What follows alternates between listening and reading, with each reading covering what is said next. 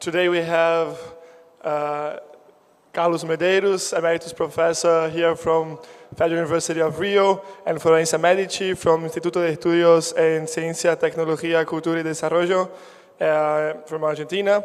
And we're going to be discussing about the external and policy constraints to growth in Latin America.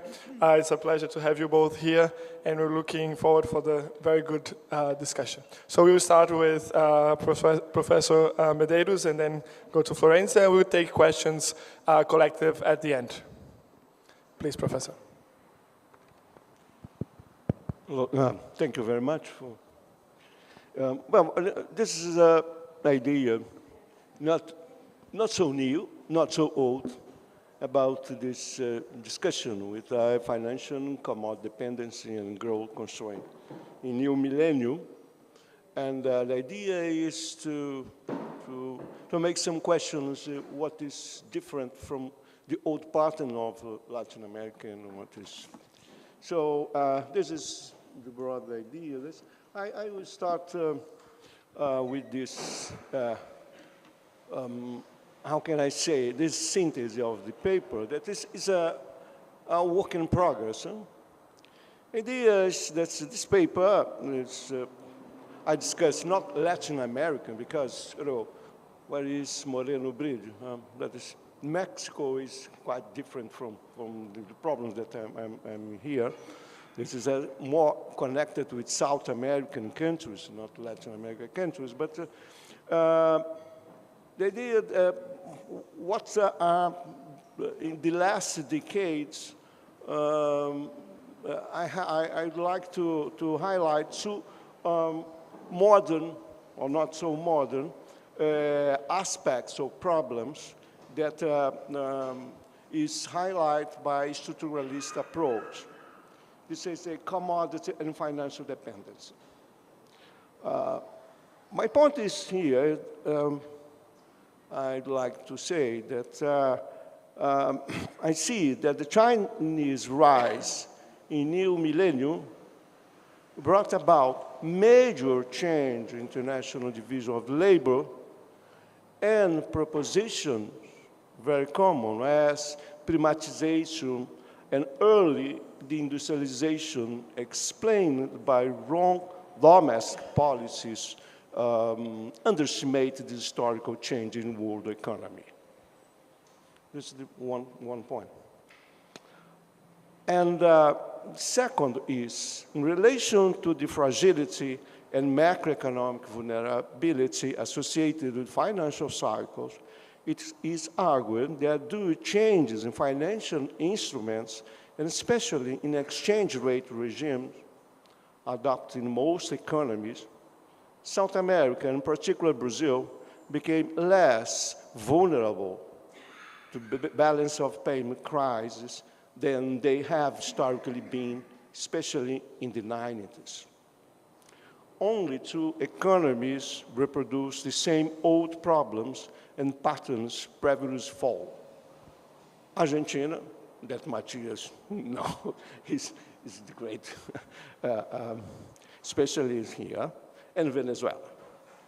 In Venezuela, I just will make some few remarks, that's enough. Finally, if I have time, it discusses some opportunities and limits for a developmental strategy adjusted to new international conditions, such as the resurgence of protectionism and new priorities imposed by the climate agenda. This is the broad idea. But let's consider the very beginning aspects. In his seminal essay, How Prebschi, in 1949, in what is called Manifesto da CEPAL, ECLAC's manifesto, consider that due to Latin America's specialization in international division of labor through the export of primary products and import of industrial products, its development was systematically constrained by insufficient capacity to import and recurrent balance of payment crisis. Although his argument was based on different elasticities and propensities to import and export, perhaps she fall, to point, a structural historical method in his analysis of Latin American problems. The essential issue was the exhaustion of the pattern of growth led by export as the main cycle center shifted from England to the United States. Given protectionism and the scarcity of foreign exchange initiated in the 30s, industrialization was a forced path to economic development. Prebisch centered on trade specialization, but the pattern established in the continent in the 9th century was, I have a discussion on a paper published many years ago, is called a financial and primary export model. Because from its very beginning, it was linked to high levels of external financing.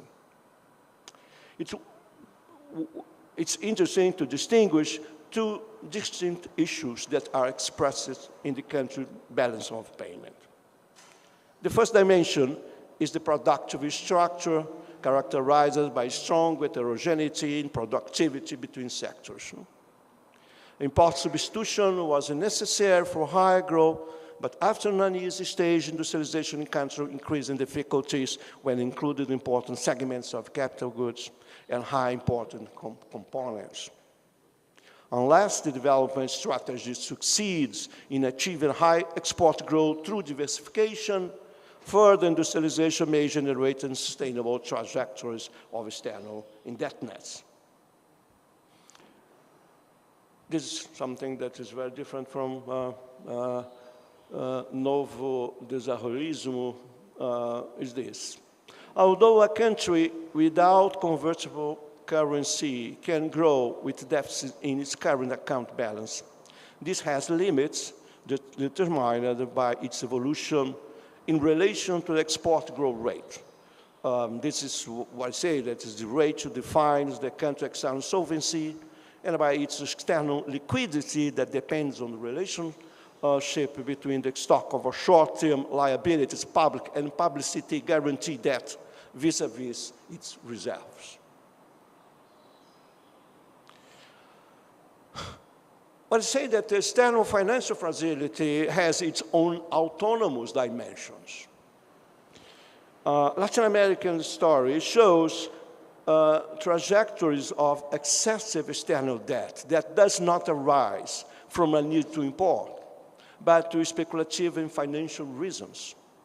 This process of overborrowing, engendered by financial innovation and policies taken cyclically by international finance system, generates recurrent macroeconomic stability and balance payment crisis.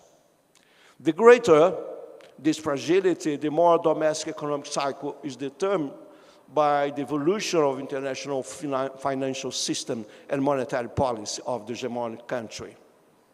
As the national currency loses its sovereignty, the national decision centers, this is the expression of Celso Furtado, the national decision centers are transferred to the creditor countries and holders of dollarized assets.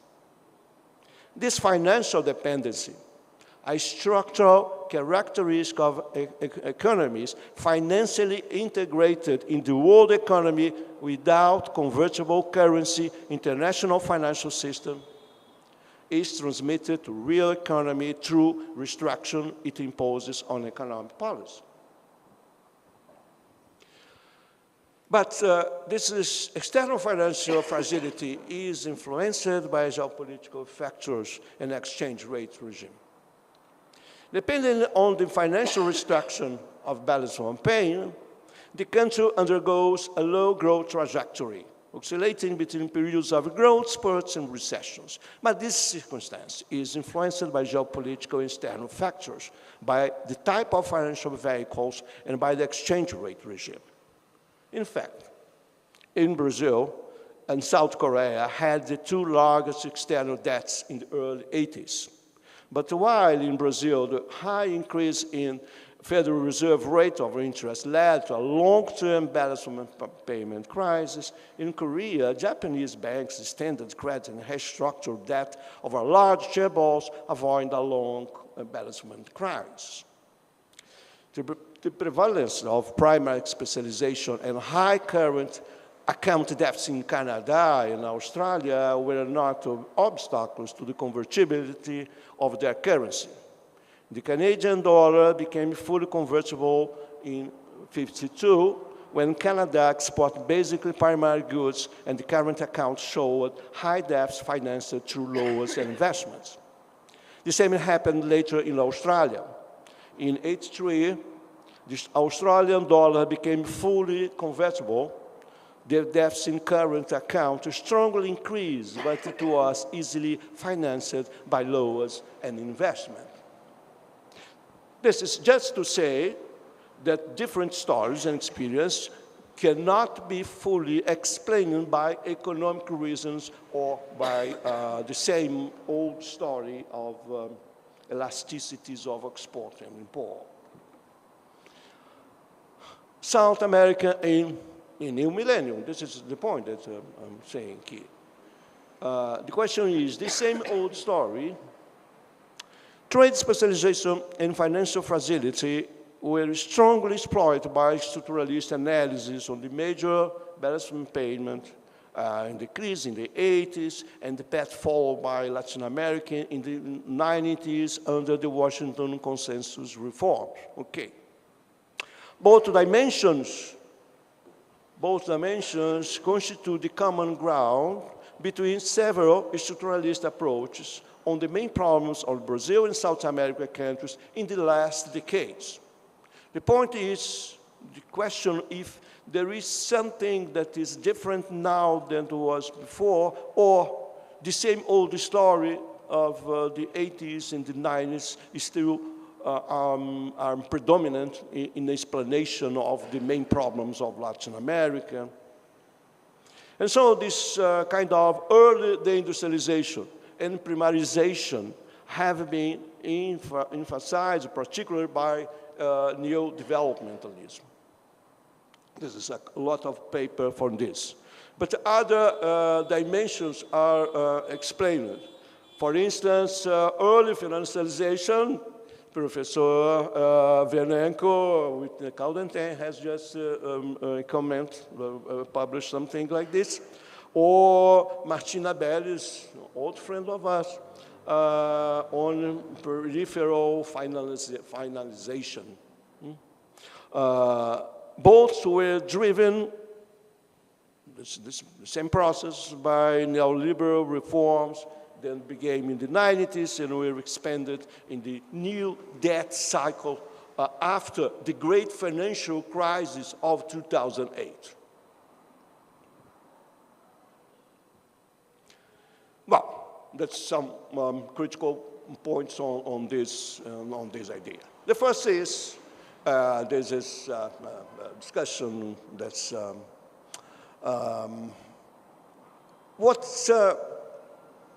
what is going on to understand this kind of change after the last 2 decades. This process of commodity dependency. This is a UNCTAD. This is a special issue on commodity dependence. Occur simultaneously with the global displacement of labor-intensive manufacturing activities to China.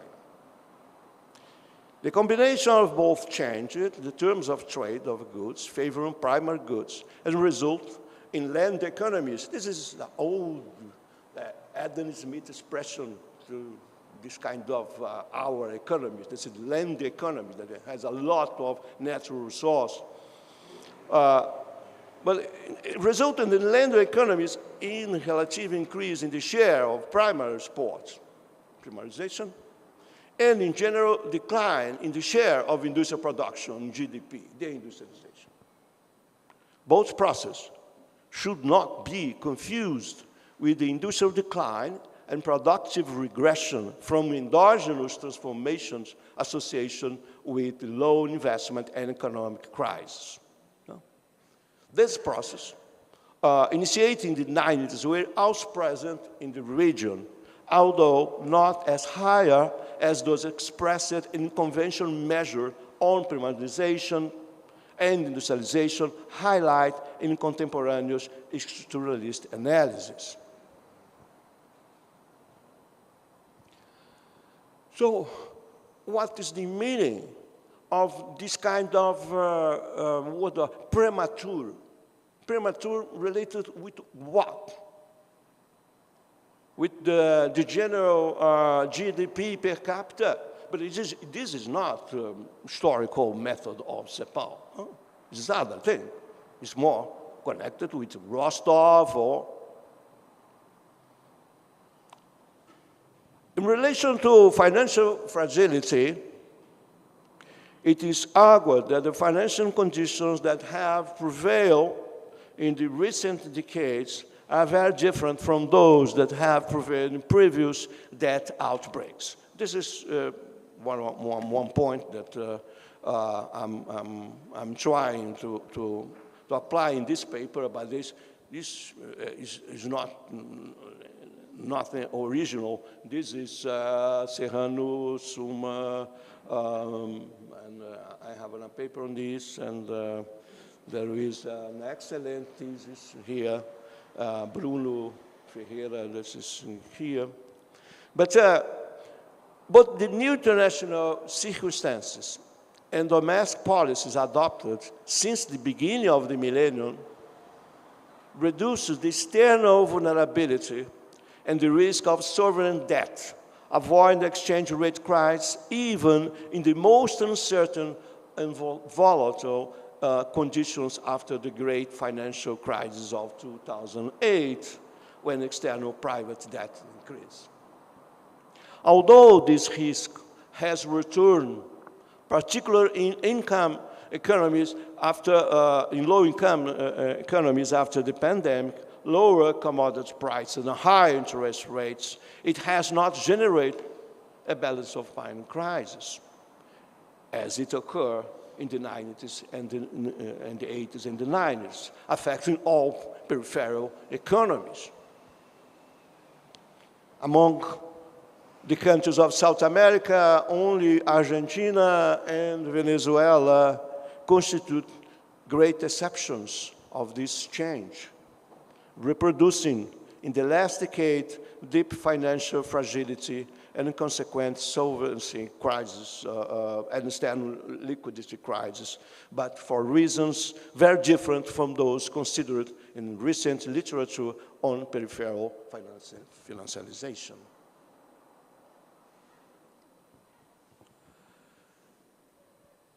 The point is that there are two different decades in the new millennium.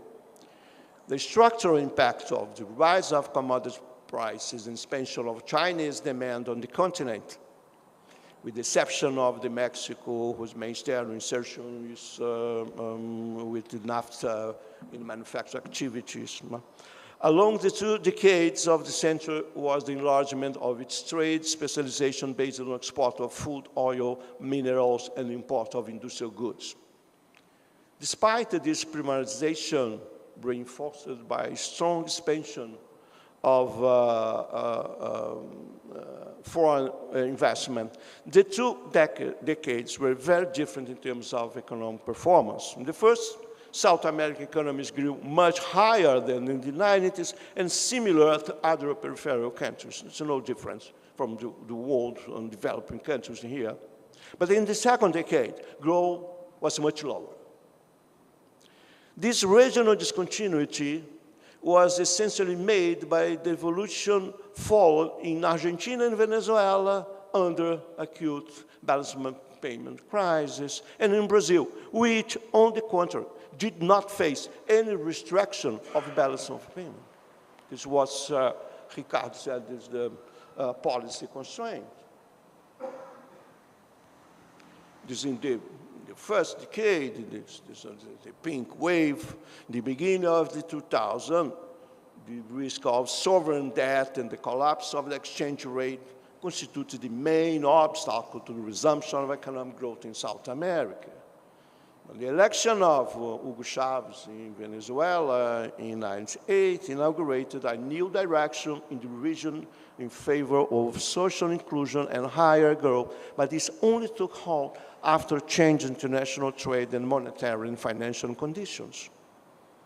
The introduction of administered float exchange rate regimes in most economies reduced financial speculative activities against the national currency. Progressive governments have nationalized the extraction of natural resources, distributing through taxes the income of the export sector to various economic and social activities with a great state control. These policies corresponded to the reaction to Washington consensus. But there is no structural change here. This growth strategy was based on export of raw materials and high investment and public expenditure, especially in mining economies with the public revenues linked to the export sector and household consumption.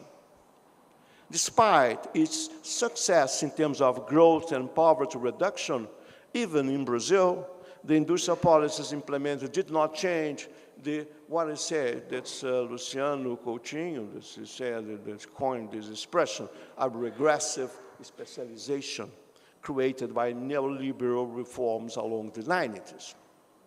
For the new developmentalism, the appreciation of real exchange rate was the main macroeconomic problem of this strategy.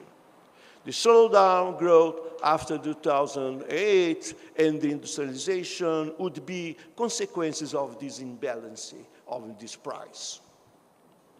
Although it can explain the strong growth in imports that occurred throughout the first half of the decade, this perspective encounters great explanatory difficulties after the great financial crisis, when in the case of Brazil, real exchange rate strongly decreased without significant impact either in the propensity to import or export.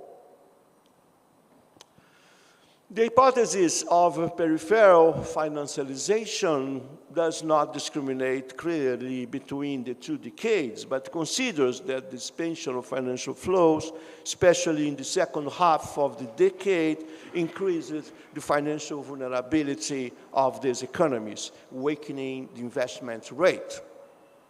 Indeed, after 2008, driven by Fed interest rate reductions, and new financial instruments, there was, in developing countries, a strong growth in external debt, especially in private non-financial companies, and a significant volume of external investment. In Latin America, as well, debts have grown faster than GDP and export, but the region's economy that suffer balance payment crisis were precisely those that were out of these inflows. It was exactly the case of Argentina and Venezuela. Historically, Latin America, and especially South America, have been large recipients of foreign investment, concentrate mainly in natural resources, but also especially in Argentina, Brazil, in the manufacturing sector, but more oil, biofuels, and automobiles, and communications and service in general. Besides speculative activities that occur recently, and a new wave of foreign direct investment, including large mergers and acquisitions, was especially linked to renewable energy and the mining of strategic minerals associated with green energy as copper, molybdenum, lithium, gas and oil in service, public utilities, and financial services.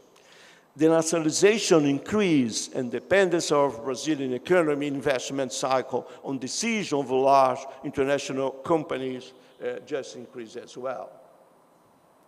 Current account deficit has increased. This wave of financial inflows, mainly in Brazil, in Chile, in Colombia, included the expansion of private sector debt and was accompanied by a no less significant increase in the current account deficit. Alongside the increase of this kind of flows, the payment of interest and dividends associated with these investments enlarged. For instance, there are some estimates that in case of Venezuela, Argentina, Peru, Paraguay, and Bolivia, the contribution of foreign international investment was negative, but not in Brazil. This service also increased, but the inflows fully cover the current accounts deficit and expenditure reserves. There was also a reduction in external liabilities denominated in dollars, a kind of de-dollarization, increasing non-residents' investment in shares and bonds denominated in Brazilian currency.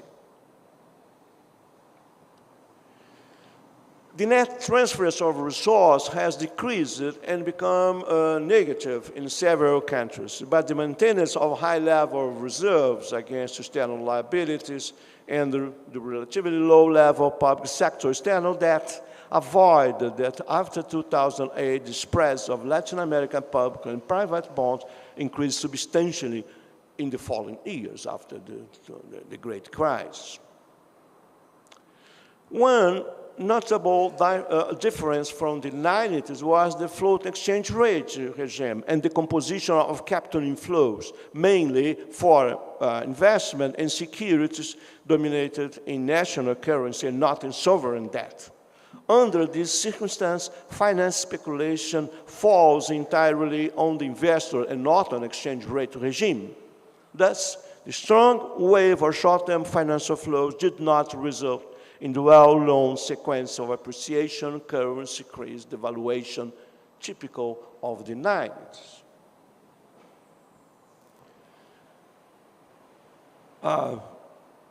The near lost decade after 2010 and the reversal of progressive policies at the end of the decade cannot be fully interpreted as a result of a balancement of payment crisis generated by the primary financial export model, exception of Argentina and Venezuela. Brazil, mediocre performance was mainly induced by changes in internal economic policy, with important, the impact of Brazil was very important in South America in general and in Argentina in particular. Other South American economies performed not very different from other peripheral commodity export economies. The last decade dismantled the progressive pendulum, the pink wave in South America, and right-wing governments, not only in Brazil, took power in the main economy, but this return was relatively short, and in recent years, governments with a progressive agenda were elected in Brazil, Colombia, and Chile, although with a great exception of Argentina, with the election of Milei, an ultra-liberal, anarcho-capitalist government in 2000, last year. So, let's consider this circumstance in what we can say. Old and new challenges. In the current context marked by the great rivalry between the United States and China, strong resumption of industrial policy in the United States in Asian countries, relocation of production chains, and dispute for strategic minerals, the region is faced with old and new challenges. The first would include recomposing industrial production chains, import substitution, and the increased investment in infrastructure and the strategies to reduce income inequalities and environmental degradation. New challenges and opportunities arise connected with recent technological transformations, new priorities, and the reorganization of international economy. Highlight here is the construction of there is a long discussion about this kind of new physical infrastructure, especially in telecoms and renewable energy, and digital infrastructure as well, as a necessary basis for a current technological modernization. So, the region faces a crossroads. To build a development road, reproducing some national trajectories in developed and developing world is a real possibility for economies that have a large domestic market, as in the case of Brazil. Or maybe this, or under the power of the vested interests and conservative economic policies, it may simply follow its historical, traditional, or peripheral growth regime.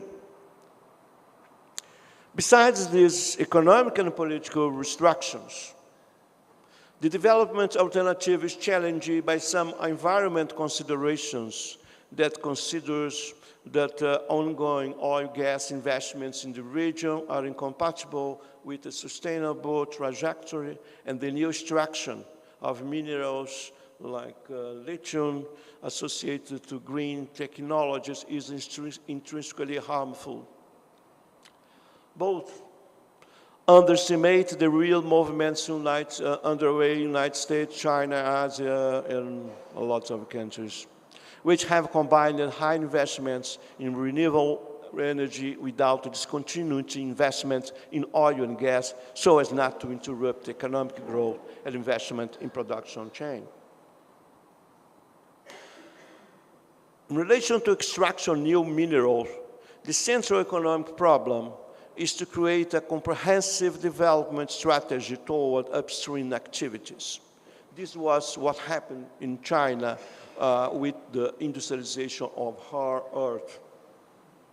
Extractive activities could be accompanied by industrial strategies for upstream chains, such as refining and petrochemicals in the case of oil, and the production of electrical vehicles, wind engines, and solar panels in the case of lithium. In relation to environment issue, it must be considered that although mining is in one of the main forces of water pollution and environment degradation, deforestation, it's possible to delimit territorial spaces in which this investment can occur with less negative impacts, prioritize fewer polluting methods, use different techniques, and so on, so on. So, a new version of national developmentalism finds its great difficulty, not on these technical problems, but from my point of view, in the set of economic and political interests built since the 90s, expanded with the type of internationalization that has occurred in the last decade. In Brazil, this is a discussion for our colleagues, in particular colleagues Brazilian, connected with what to do. In Brazil, a country that could lead regional development path, despite some initiatives from the recently elected government, the main business organizations, political parties, and corporate media defend a macroeconomic policy that excludes a greater role for public investment in old and new infrastructure required by a development strategy. The dominant perception in Brazil, in general, in the region after the COVID pandemic, is that there is no fiscal space for a higher public investment. And therefore, the construction of sustainable investment cycle will depend to a large extent on new private investments in form the public-private partnership, new external investments, and new loans and financial mechanisms, especially linked to environmental strategies.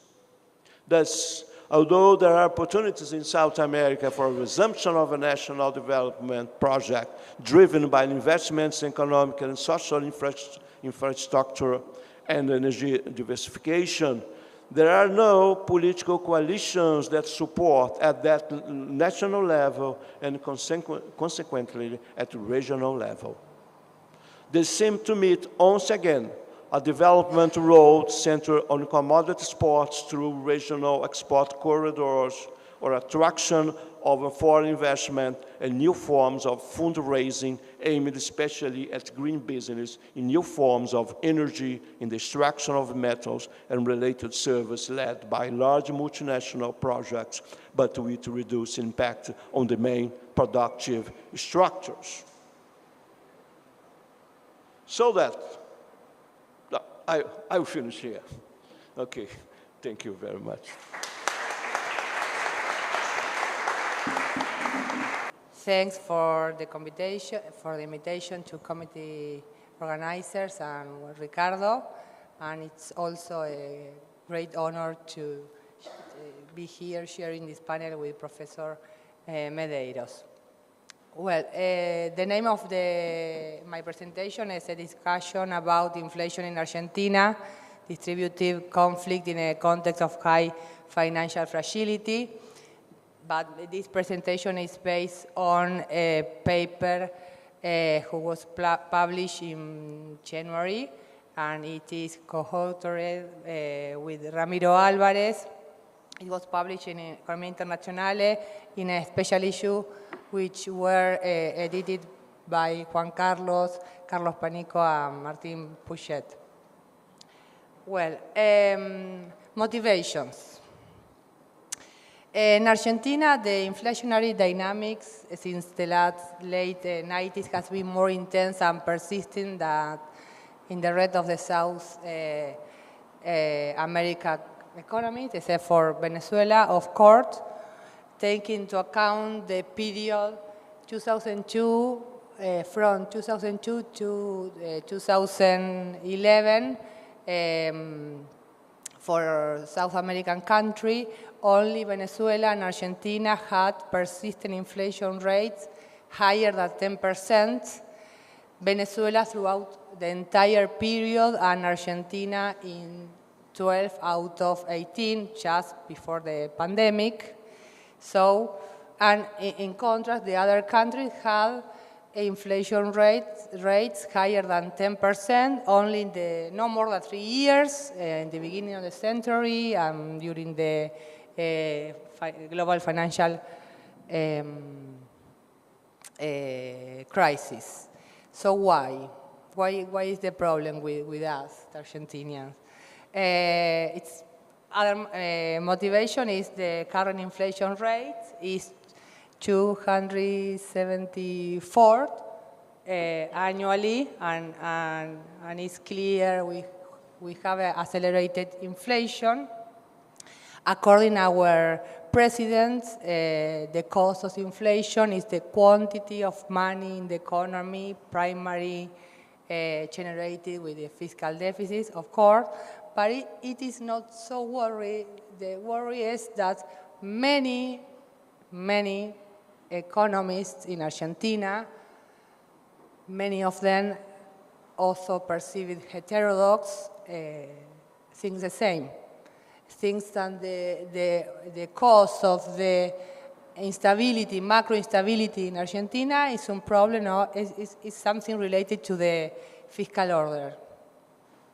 So well, and we live in Argentina, so we have many motivation to write this paper. And the idea or the aim of this paper is to give or to try to give a coherent explanation about the inflation in Argentina and stop to talking multi-causality and these things. Well,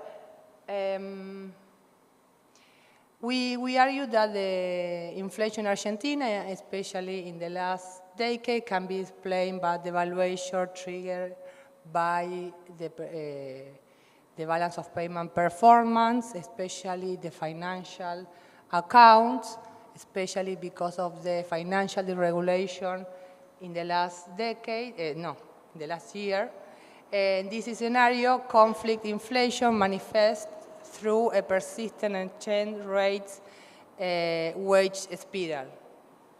The inflation rates become so volatile that foster unstable expectation and speculative price revisions. Well, we have, with Ramiro, we see that we read again a paper of Tavares and Beluso from 1984. We saw that this paper described very well, especially the inflation during the last year. Tavares and Beluso emphasized that the systematic readjustment of the valuation expectation is a key factor to explain the accelerated inflation, particularly when the central bank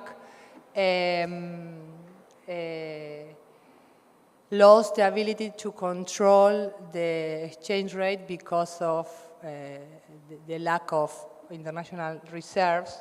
And in a conflicted society, as Argentina, this dynamic is highly destabilizing and foster inflation if wage claims are triggered. So we have financial fragility, balance of payment problem, political stalemates, and well, inflation. Some concepts to talk about Argentina that you know. Argentina is a peripheral economy, so it's a price taker economy. So the depreciation of the national currency increases the price level. Technical dependence, financial dependence, and in high inflation regime led to changes in income distribution that are incompatible with our history, habits, and labor institution, resulting in an intense distributive conflict under pendulum governments that reflect a situation of political stalemates. So I would like to do a really summarize about this period from 2003 till now. We can see we have two pendulums in this period, four pendulums. The first one from 2003 to 2015, during the government of the first one of Nestor Kirchner and both of Cristina Kirchner. During these years, during the first year of this period, the external constraint wasn't operative because of domestic and international reason. Domestic because Argentina was emerging of a deep economic crisis when GDP decreased 11% and the imports decreased 50%. The government was in default, it said, with the IMF. And in that moment, well, the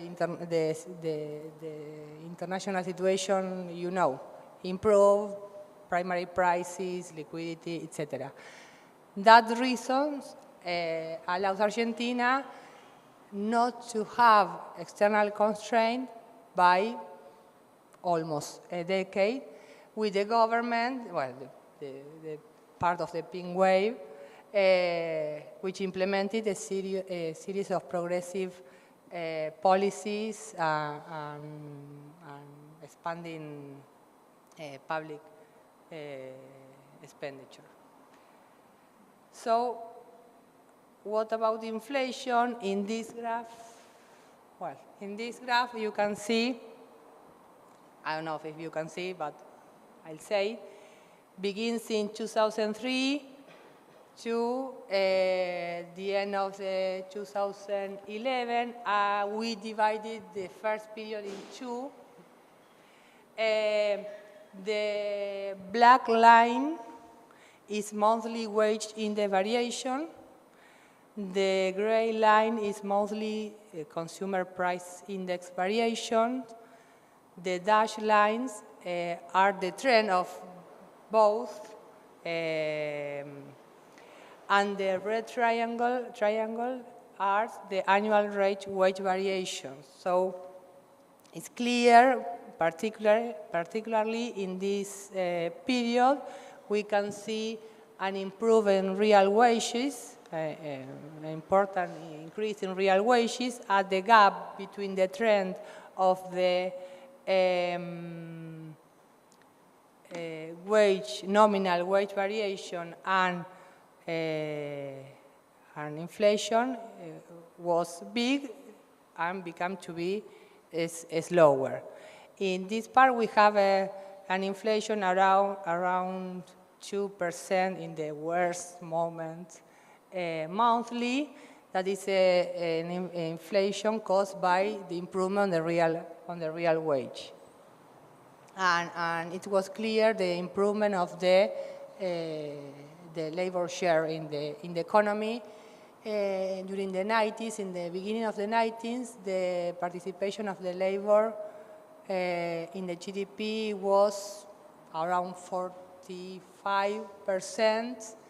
We end the convertibility regime with 30%, and according to the statistic, at the end of the Cristina Kirchner government, the participation of the labor was 50%. So in this scenario, we see the same graph for the rest of the period. The pressure from business and export groups to implement a competitive exchange rate policy begins to threaten the trend of real wage recovery. So the social conflict between the primary producers and the government obviously supported by unions, restates the political stalemate. So we have in this period some things. First, the political statements, then the increase of the international prices. A third, the beginning of the problem of the balance of payments. We started to have deficits in the current account in 2010 and in the trade account at the end in 2011. So in this part the government started to implement trade and financial restrictions. This begins to generate devaluation expectation. Moreover, the pressure of devaluate the currency. So in this part, the improvement of the real wages were less and even negative in 2014 after a big depreciation at the beginning of the year.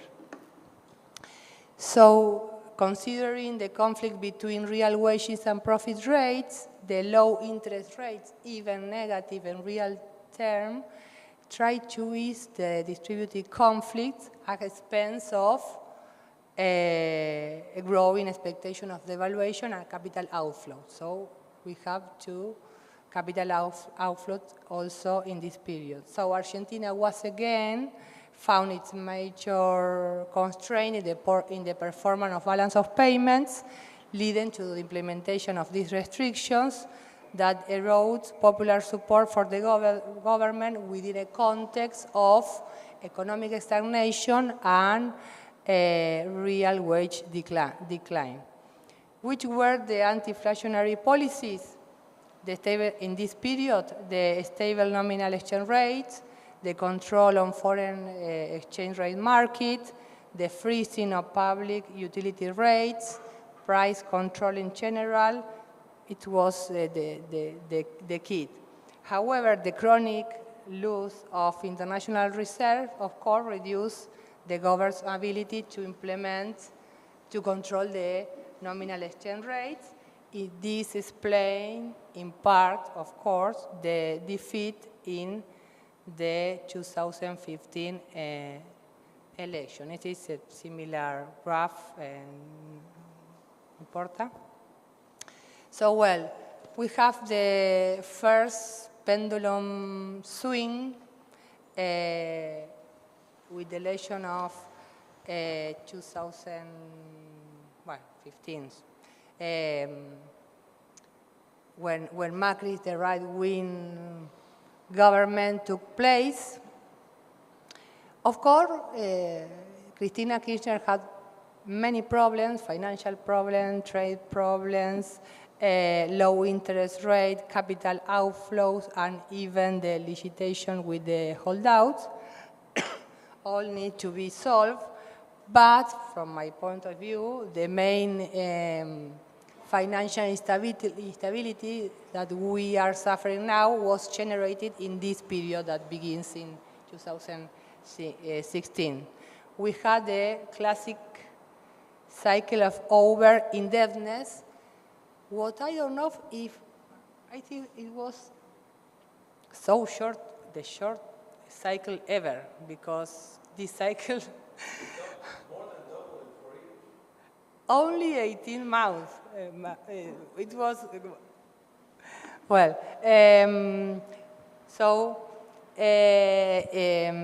regarding inflation dynamics, again, the new government have the conventional diagnosis of inflation. Inflation is because of the excess of demand. According then, the prices was in the blue, taking into account the blue exchange rate, so they eliminated the currency control. And they deregulate the economy. So from December 2015 to July, the first 6 months ever, the nominal exchange rate grew 62%. Electricity and gas prices rose by an average of 200%. The water service prices increased almost 300%. So, and even the government reduced the taxes on export. The result, the inflation doubled. Here, we can see here, this is the exchange rates from 90 to 15, and in this period, inflation was from 20 to 40. Of course, so Argentina is a laboratory, so it should be easy to understand this thing, but well, apparently not. Also, it's important to analyze the financial fragility, the inflows. You can see in this graph, you can see the gray bar is import out of export, in order to have an idea of the necessity of finance the trade the account. The orange bar is portfolio assets and other investment out of export. So this is outflows. You can see it was important in 2011, just before the exchange rate control, and Macri, well, eliminate the control, and look that the financial flows wasn't important during the Kirchner government because many reasons. Because they don't want it, because the interest rate, because the holdouts, and during the Macris, it was we had a big jump or the inflows of financial flows that allow to finance not only the current account but also the capital outflows. And these capital inflows allow to stabilize the exchange rates. Because Macri tried to, after the evaluate, increase prices in general, he tried to obviously to reduce nominal exchange rates, that it was not easy to do because of Argentina or Union's organization. So he tried to stabilize the exchange rate with capital flows.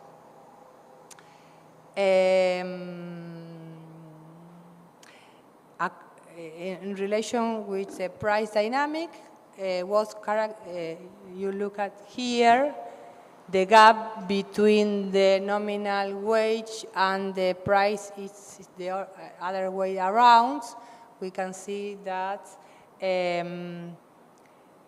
nominal wage tried to recover the real wage, but it couldn't, so we have a reduction in real wage, so we have another trigger of inflation in comparison to the other period, but the result was, so the nominal wages tried to go to improve the real wages, that it wasn't possible. And look at this. We have, well, I'll talk about that. We have a financial crisis here, and in this year, the real wage decreased 12%. So, continue with Macri, Chronicle of a Crisis Foretold. Several events in the early month of 2018 triggered the sudden stop. First, the reduction of the domestic interest rates, the increase in the U.S. interest rates. Consequence, you can imagine, the central bank lost 12% of its international reserves for February to June. Currency depreciated by 40% during this period. Argentina signed an agreement with the IMF in June. So, well, yes, no comments. The increase in exchange rate volatility quickly translated into a higher inflation rate, with peaks in September and October of 2011, leading to a real wage decline of near 12%. So after losing a third of foreign currency reserve between July and October, and loss in the general election, the government reintroduced the exchange control, a stricter restriction than those imposed by Cristina Kirchner.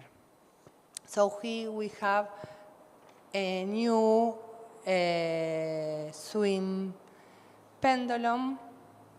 The Peronist government won the election in the middle of the high macroeconomic instability. So the challenges, the government faced many challenges to continue and finance its external commitment. But also the government, the Peronist government, faced many challenges in meeting their domestic commitment, because in the middle of this mess, the government promised the recovery of real wage, the reduction of poverty, the reactivation of the economy, and, well, these things. But we have a kind of the seventh plague. Current account deficit. This is sufficient international reserve of the central bank with strong financial restrictions, the need to address the restructuring and renegotiation of external debt with private and multilateral organizations, the debt with the IMF, the COVID pandemic, the Ukraine war, and a severe drop between the late 2022 and the early 2023. Obviously, the macroeconomic fragility warns throughout the entire period, Between January 2020 and September 2023, the central bank reserves decrease and the official nominal exchange rate rises 183%.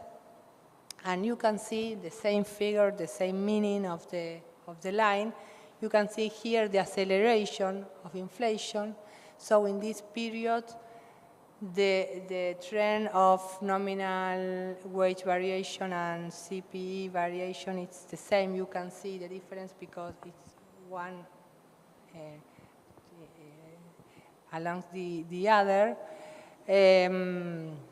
So while it continue, we have continued devaluation, increasing nominal, it's a spiral between nominal exchange rate and nominal wage variations. Exchange rate volatility drove by financial fragility at the growing influence of political forces demanding dollarization, because in the middle of this mess, the person who was running for president said that he wanted to dollarize. So in the media we can see the economists say, well, we do the math, so the exchange rate should be 7,000,000% because the monetary base, well. So this accelerated, of course, the instability, intensify expectation of devaluation, pushing inflation rate above 10% monthly.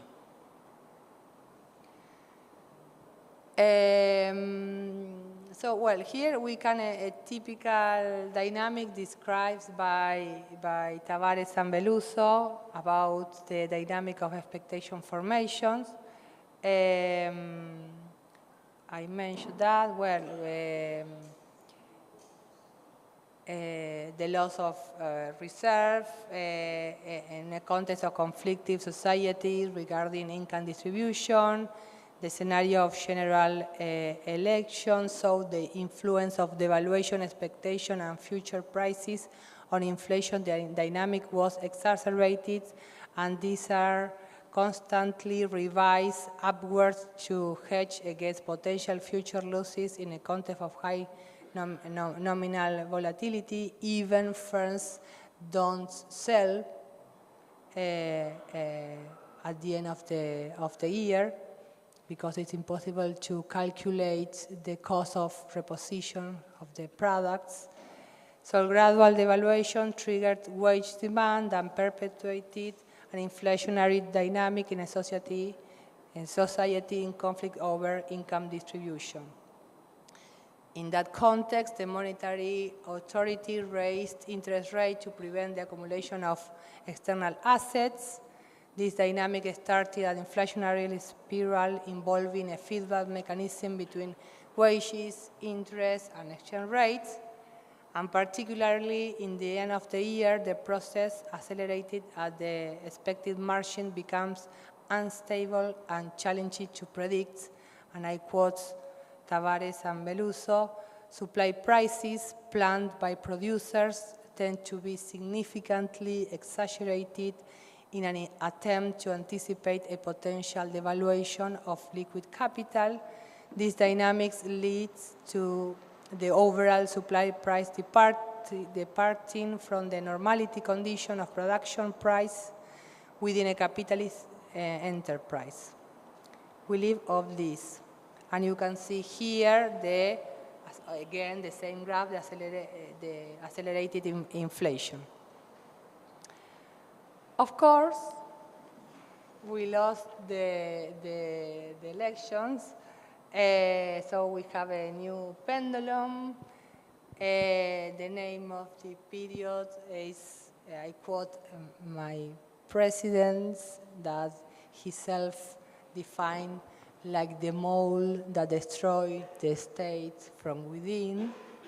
And also he defined himself like Terminator that came of the future, and also he defined himself like a leader of the world. Well, many definitions.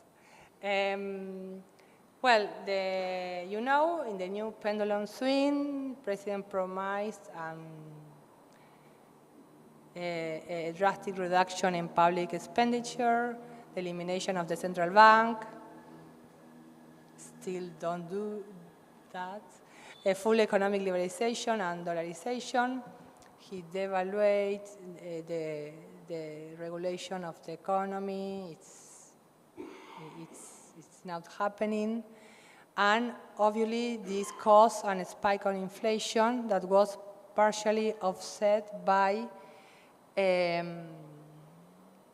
significant reduction of public spending, recession, the reduction of import. You can see the classic contractionary, the import in the first term of the year, it was almost 20%, and he could discipline of the working class. So still now, I don't know, next week, the government managed to stabilize the valuation expectation with the typical contractive adjustment of the current account. However, the economy has not resolved its financial instability, because we can hear many colleagues saying, well, now, yes, he could it. He stabilized because he do what we need to cut spending. But if you see, the cause of the financial fragility is there and worsening. From my point of view, the government hope is that external capital flows, IMF, and investment in primary sector will provide the dollar needed to eliminate currency control that we still have. The elimination of the exchange market control is an eternal dream. So I think the aims to achieve stability similar to the 90s with high unemployment and market openness. Well, nevertheless, the path to achieving this remains uncertain as financial fragility persists in the very short run. So some lessons and final thoughts.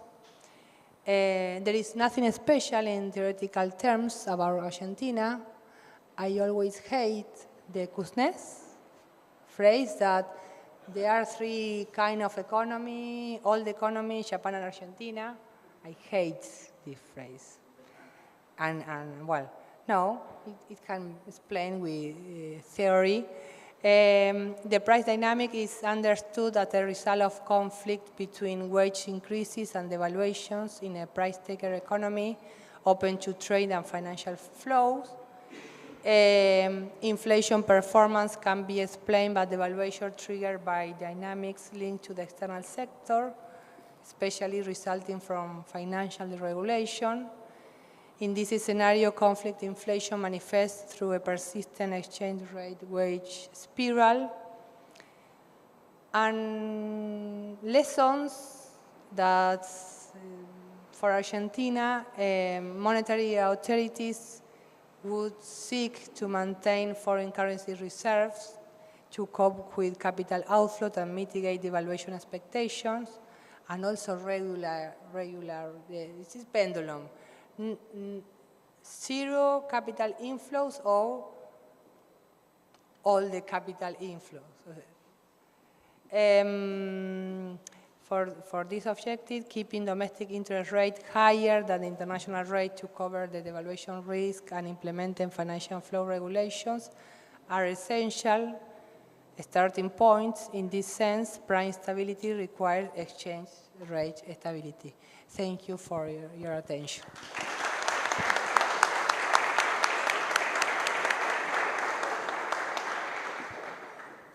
Thank you very much to both for very interesting presentations. So now we will open for a round of questions. Matthias, Santiago, please come here so the camera gets you.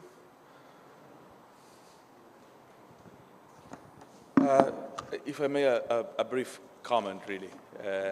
So I do agree with you that Macri is the place where, for Florencia first, where things go sort of sour, so in the sense that the Kirchners, why wasn't a problem before? Because the Kirchners, through the two renegotiations of that, reduced that. I wrote it 2014. There is no chance Argentina will have a debt crisis, given the situation at that point, even with relatively low reserves.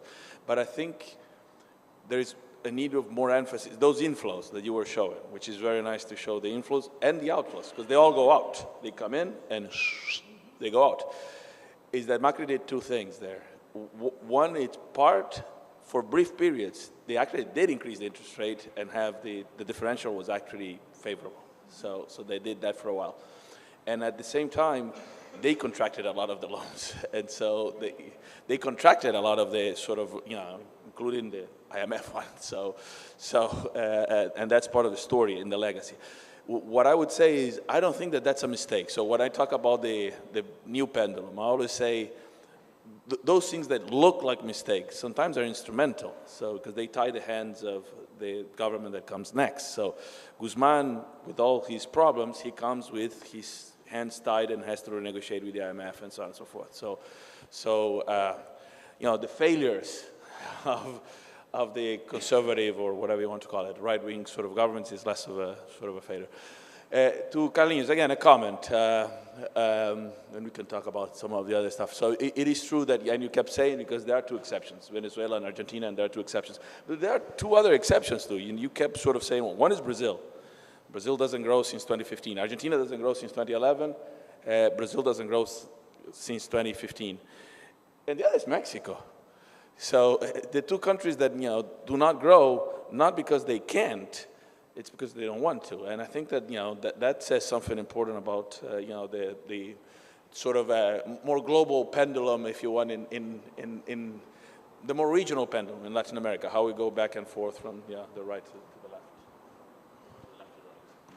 Thank you, Matthias. Now, Santiago. One brief comment on Madeiro. I don't understand, correct me if I am wrong. You said that the controls in the exchange rate market make stop the financial instability in that market, or I understand badly that idea.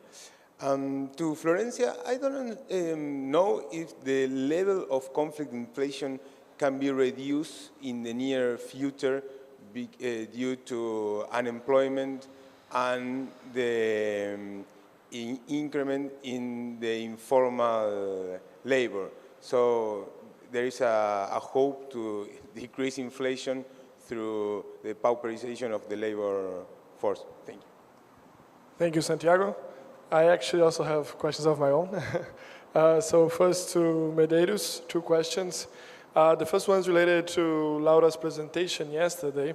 So she argues that there was less external pressure in the 2000s, from 2004 to 2014, because growing commodity prices would allow for overvaluations, would diminish the conflict domestically, which would allow for political coalitions to increase wages and so on.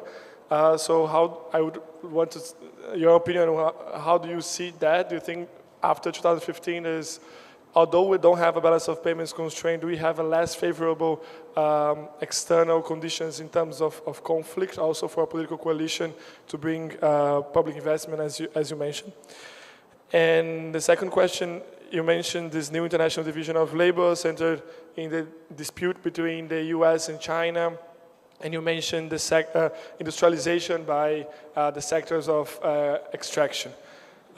Which other sectors do you think could be of importance in terms of the developmental strategy for Brazil in this new international division of labor that you see forming?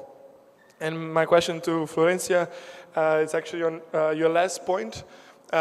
because looking from outside, and from a Brazilian perspective, I think the structuralist view is usually that we keep inflation low by increasing interest rates and controlling the exchange rate. So interest rates are usually, the channel is usually through not allowing for the devaluations. And in the end, you mentioned the importance of having a larger interest rate differential with the Fed. But before, you also said that in 2018, I think, when there was an increase in the interest rates, there was an inflation spiral. So my question is, what are the challenges for, first, is the increase in interest rate enough to control the devaluation? And second, why has that not been implemented before, as in other countries?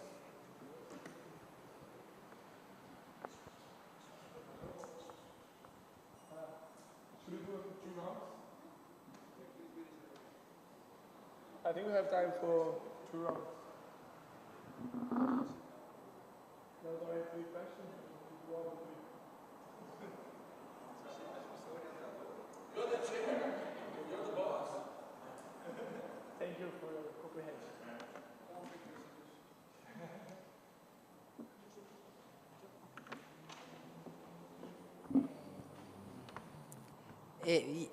Yes, some reaction when we talk about a pendulum, there is a kind of symmetry between the right wing and the left wing. There is no symmetry in the capacity of government after the swing, because always, military in the 70s, and we have the 80s, the death of the 70s, the death of the 90s, the death of Macri. Yes, for that reason, the fear is that the pendulum break in the wrong right. Yes, always the progressive government have many problems to do things, but well, yes, I completely agree. Conflict union, Santiago? Where? I think, at least in Argentina, the union of the main sectors is very important, and I don't think that the informal markets reduce the conflicts, inflation. Macri, when he win, tried to put in jail. He's intelligent, because I don't know if Macri knows about conflict inflation, but the first thing that he tried to do was to send to jail to unions. But I think the informal market, it is a very important phenomenon that explain part of the Milei's election, should be considered, but about conflict inflation, unions in Argentina continue being very important in metallurgica and these kind of things. Yes, interest rates,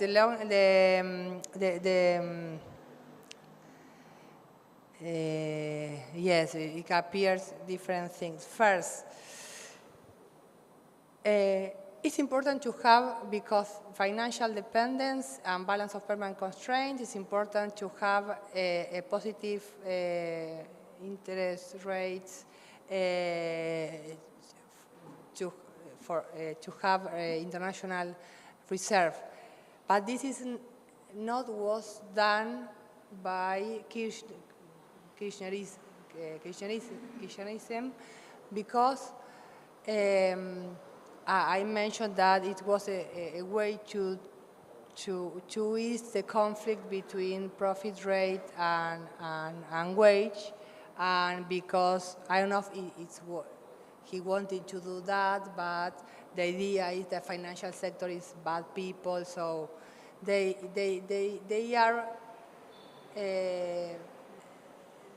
are not worried about the balance of payment because the situation, and it was wrong because they didn't do political policy and didn't do accumulate international reserves. So we finally have a balance of payment. Macri increased the interest rates, but he do it with a complete deregulation on the financial sector. So you need to have a positive interest rate, but also to regulate the capital flows in order not to have an over-indebtedness. Argentina have the particularly, in comparison, what I see in the statistics, in the 90s and during the Macri's government, the inflows of portfolio flows in comparison to export was mad. If the average of the Latin American was, I don't remember the number, but for example, 20 in the peak, capital inflows out of export in Argentina was 100. So this explains the financial instability. So it's a condition, it's not the solution, it's a condition. What happened last year, that we are in the middle of the mess of accelerated inflation, and in that moment the dynamic was no linear, so it was impossible to solve such financial instability of last year only increasing interest rates. So I think in this case, you are in the middle of the financial crisis. It's not enough to increase. I don't know, but we have many things about this, but we begins with this problem during the Kirchnerism. We have negative interest rate. I don't know if I make a bit clear that point. And no more question for me? No.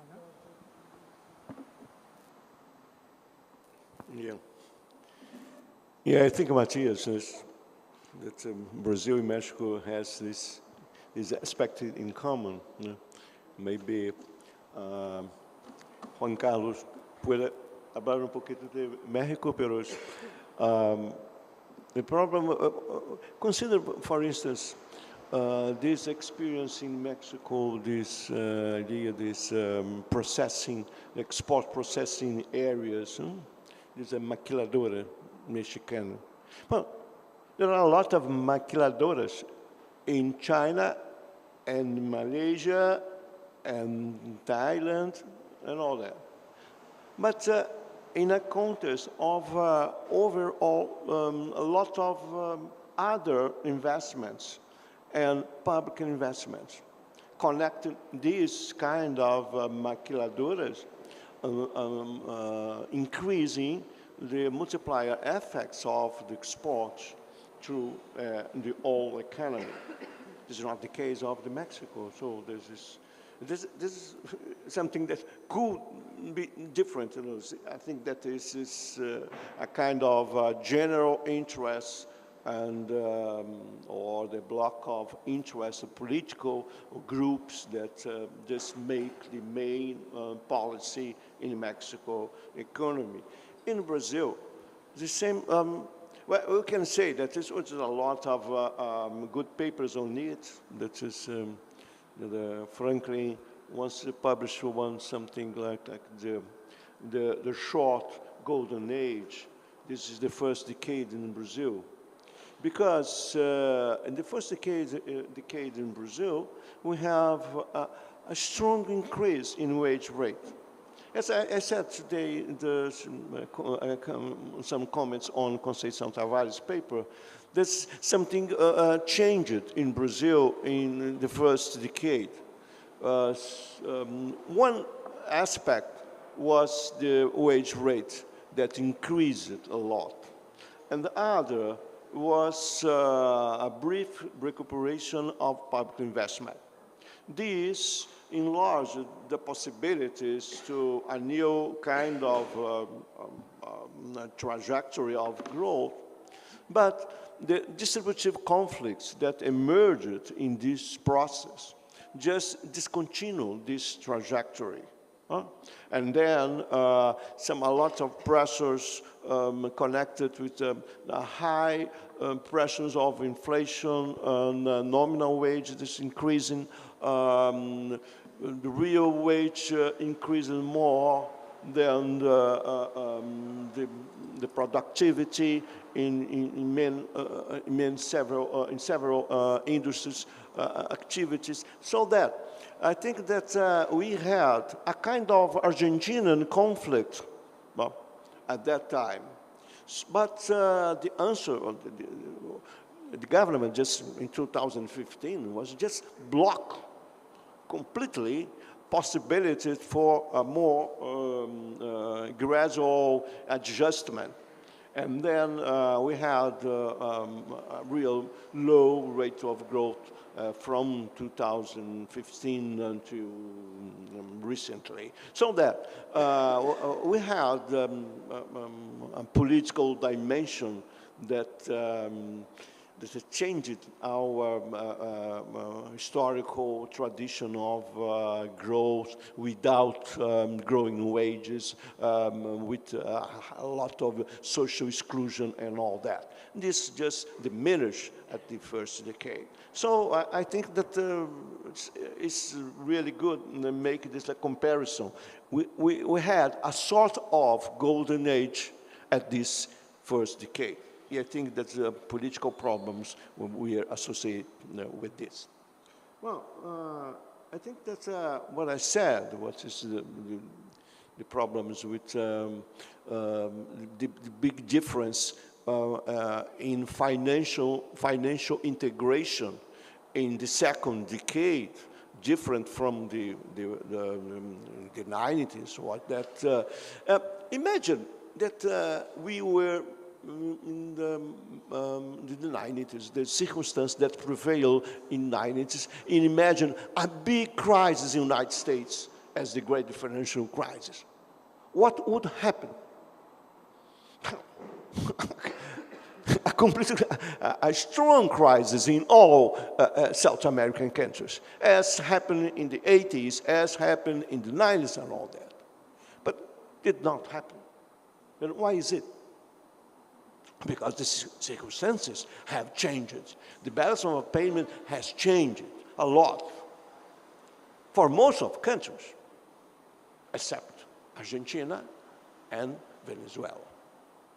So that it's really different. But we had the exchange rate that was more manageable, not as a fixed exchange rate of the 90s, for instance. We have a lot of reserves, and even the spree of debt, this debt was not public debt, external public debt, was more private debt, and a lot of direct investment.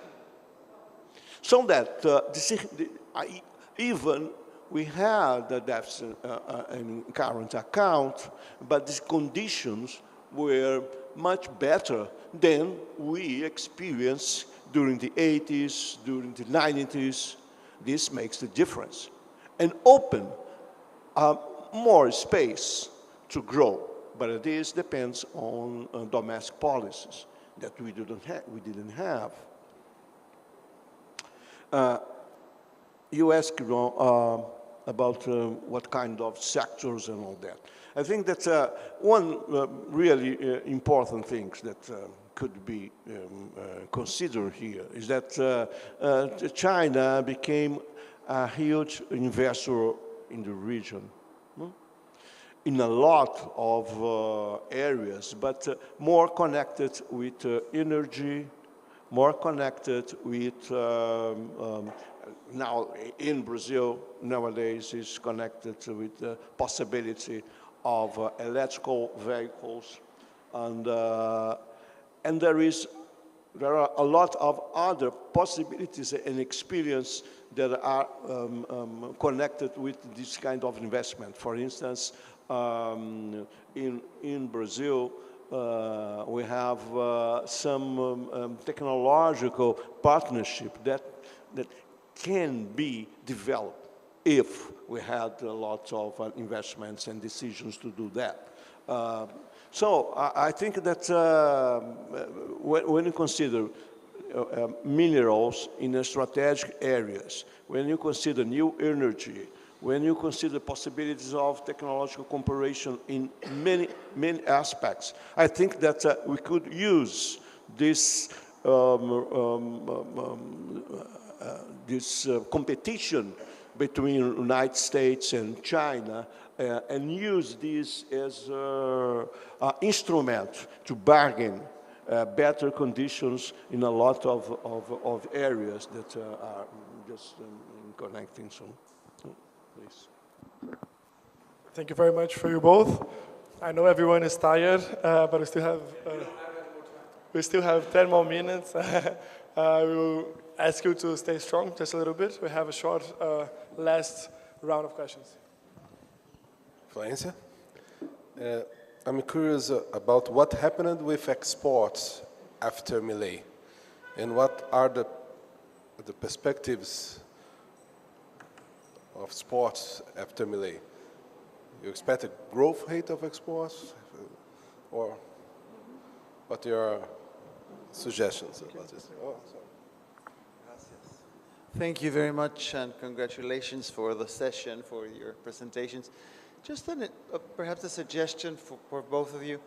In your taxonomy of Latin America, Carlos, if you introduce the relation between export revenues and fiscal revenues, perhaps that would be very interesting. And also, that would be like introducing like the political economy of exports, fiscal revenues, and also the source of the external debt. Say in 1982, or financial crisis or the balance of payments crisis was very linked to public debt. In 1994, it was very linked to private debt. And in some of the cases, I mean, in the orthodox view, this idea of the twin deficits, your boom, the commodity boom, is great. And in some countries, it means not only revenue, I mean, a boom in foreign reserves, but it also means a fiscal boom. And on the other way around, when you have a collapse of the revenues of commodities, then you also have that type of crisis. And in the case of Argentina, in Mexico, one tends to think of conflict only between the entrepreneurs and the workers. But I think in Argentina, it's also the conflict between exporters, workers, and the government. Perhaps it's a different situation in Mexico, and how are the revenues generated. It used to be oil, now we have the American automobile companies. But introducing that taxonomy may help to distinguish some of them. Thank you. We have the mic there.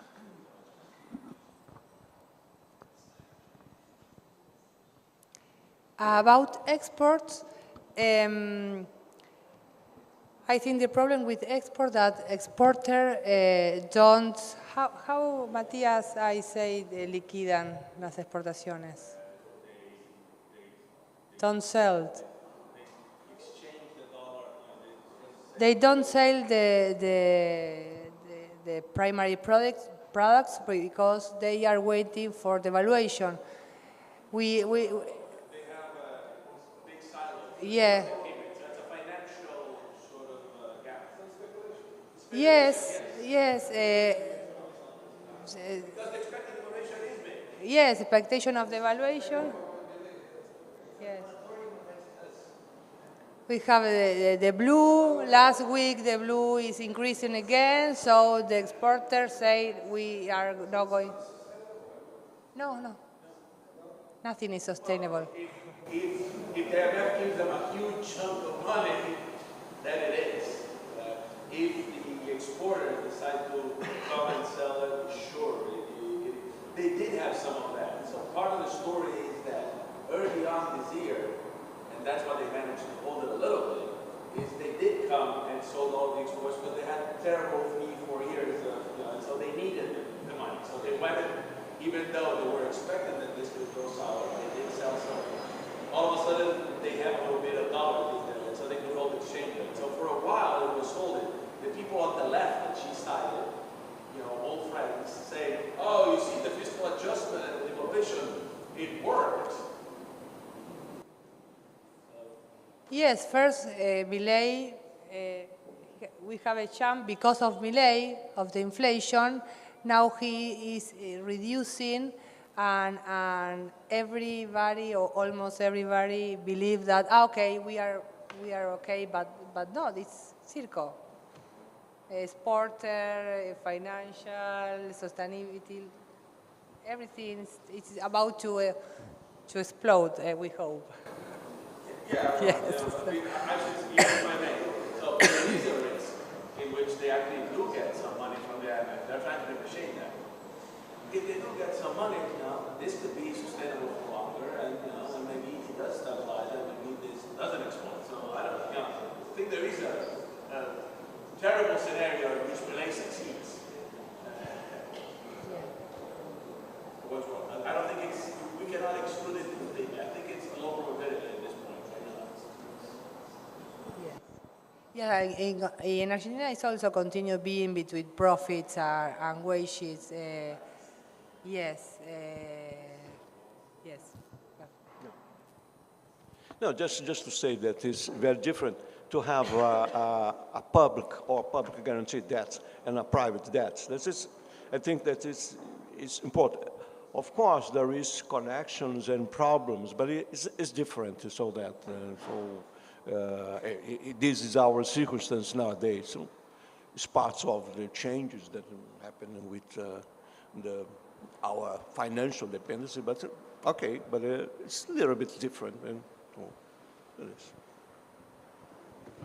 Thank you very much. Let's give a last round of applause.